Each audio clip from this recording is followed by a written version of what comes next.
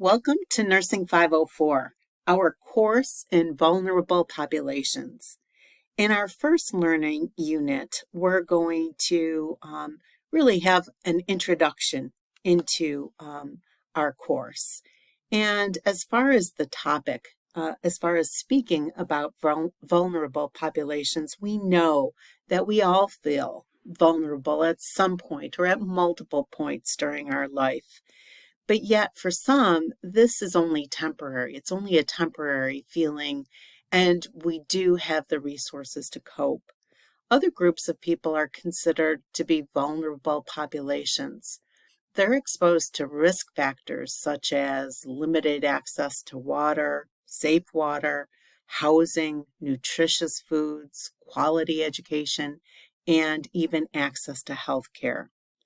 There are also, many of them are exposed or have risk factors such as tobacco and alcohol consumption and violence in their home or community.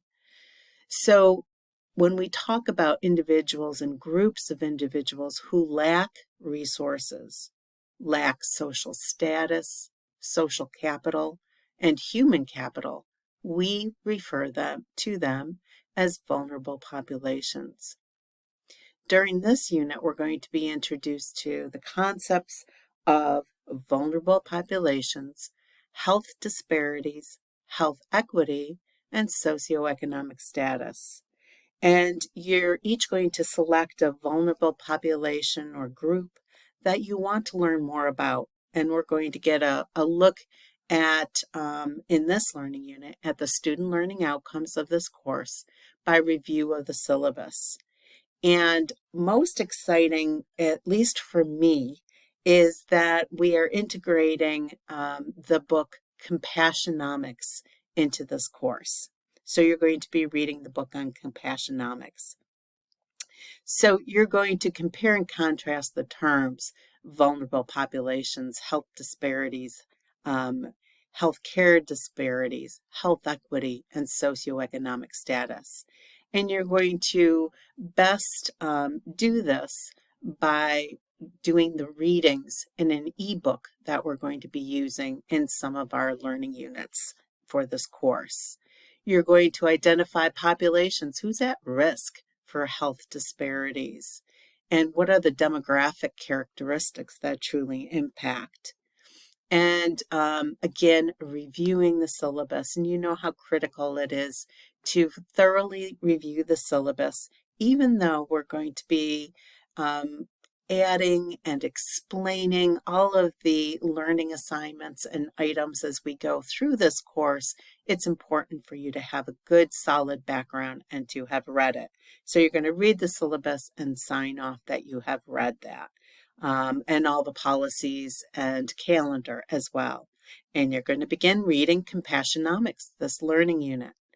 So by the end of this learning unit, which will be Sunday evening, you're going to electronically confirm that you've reviewed the course syllabus, read certain pages in Compassionomics, and you're going to read Chapter 1 in the ebook, participate in discussion board 1, and you're going to also complete the wiki and choose which vulnerable population you're going to focus on. So you're watching this video. The course syllabus is linked here, but you know you can access it in the tool tab under course syllabus. There's the syllabus sign off that's here, and it's set up like a quiz, but you know it's not truly a quiz. It's just asking if you've read and you've understood the syllabus. And remember, you need to, or I hope you email me, give me a buzz, and let me know if you have questions as you go through anything that's unclear. So for the book in Compassionomics, you're by Treziak and Mazzarelli, both physicians. One is an intensivist, the other is the CEO of a healthcare system in New Jersey. But you're going to read the preface, so please do read the preface because I think it's important. And then the introduction and Chapter 1, which talks about the compassion crisis. So I have your page numbers down here for the book, but this is our textbook. This is the book that was required of you to get for this course. We're going to also have an ebook, and remember APA the Easy Way, which is a very inexpensive book, especially if you get it used on Amazon. We also carry it in our bookstore for anyone locally. Or if you need any book from our bookstore, they will mail them to you, by the way. But make sure you have APA the Easy Way. It is a requirement for all of our courses in this program. And again, it's like a $13 book that is really essential. So this is, I have attached here is the PDF file for Chapter 1. It is from this book, Medical Management of Vulnerable and Underserved Patients. It's an excellent book. It is an older book, and I do note that it's 2016. Our library doesn't carry ebook as far as a newer chapter or a newer version, updated version. So I am asking you to bear with us, but most of the information found within this book that we're looking at has not changed significantly since this went to press. So this is free to us. Here is the PDF. If you click on here, you're going to be able to, have the printed pages. If you want to access the full text, and there is a way of if you get on through the database, through our library's database, you can actually listen to the chapter being read to you. So if you like that, which sometimes I do, you can access it very easily. But that's, you go to our library database and our Mercyhurst University Library, and you go to the databases and you're going to click on Access Medicine, which is one of the first, of course, because it's starts with an A, one of the first databases there. Once you click on this, it may ask you to enter your full Mercyhurst email and password, which is your regular email and password to get on Blackboard or anything. Then you're going to type in the name of the book, Medical Management of Vulnerable and Underserved Patients. And it's by Lang.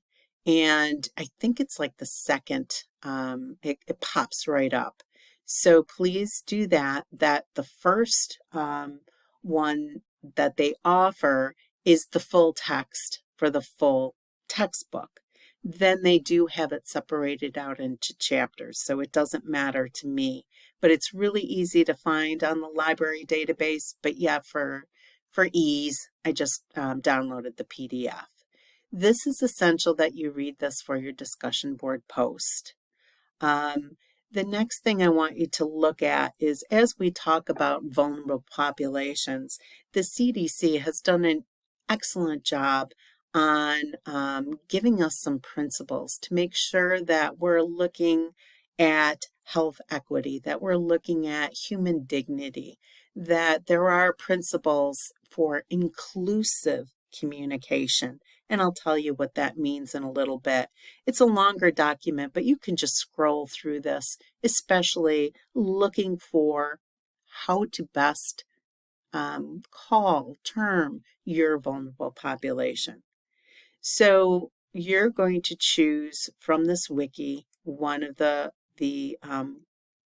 vulnerable populations. So you can see there's a place, you have to hit the edit button first, but there's a place to add your name. And I want only one person per group. So you notice I'm trying to use more inclusive language as per the CDC, people experiencing homelessness, not the homeless. People who identify as LGBTQ, women who experience intimate partner violence, persons living with severe mental illness, obesity, chronic illness and disability. That's a good way to phrase it. So that is where you're going to sign up. So I hope you find one that's of interest to you. If somebody else has signed up for it and you really, really, really have to do that same one, just let me know or add your name as a second. But I'm hoping that we can learn from one another. So let's go back. So that's our wiki. So it's just a matter of signing up for which one you want. Discussion board 1 is, why is it important to have a course on vulnerable populations?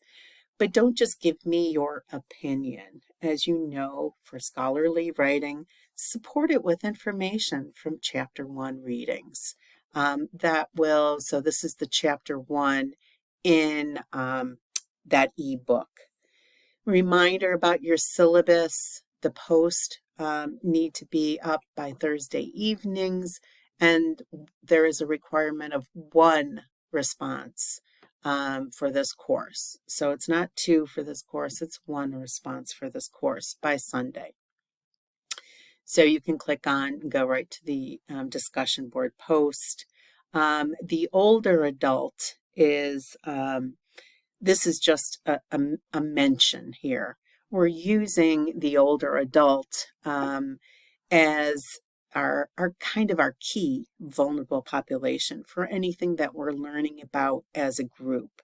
So for the purpose of this course, you didn't have the option to choose the older adult population as a vulnerable population, because we're going to look at specific content on the older adult when we look at topics such as health literacy.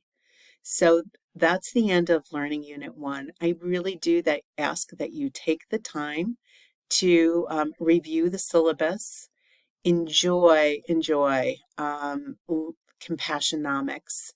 Let me just tell you about Compassionomics, a few more things. There's going to be 2 assignments for Compassionomics to get your take on what you've read. And the first one will be due at the end of Learning Unit 3, and you're going to answer a specific question using a flip. So we get to see each other again and hear from and learn from each other. And then the second assignment will be another flip once you finish reading the book, and that's going to be in Learning Unit 6. So you're going to be reading this throughout. If you're interested and have time, just keep plowing through, keep going through, because we are reading the complete book before the end of this learning unit. So there will be 2 assignments. There's also going to be vulnerable population assignments, and we're not going to get into that until next week. But as you review the syllabus, you're going to see that there's other assignments. So that's why there's 1 reply required, and there's going to be more of the fun but insightful, informative Compassionomics flips that will be 5 minutes or less. And we're going to do the 3 learning assignments for our specific population of vulnerable population that you choose. So you can see all of that in the syllabus, but as the beginning of any course, please don't feel overwhelmed. Please focus on what we're doing this week. Put a smile on as far as knowing that it's going to be a very, hopefully a very enjoyable course. It's going to be a little bit different the way it's set up. And we're certainly, as always, going to learn from one another. Take care and never hesitate to give me a buzz. You can reach me at my office phone number, my cell phone number, within reason, please, and email. I always am on my email, it seems. So take care and have a good week.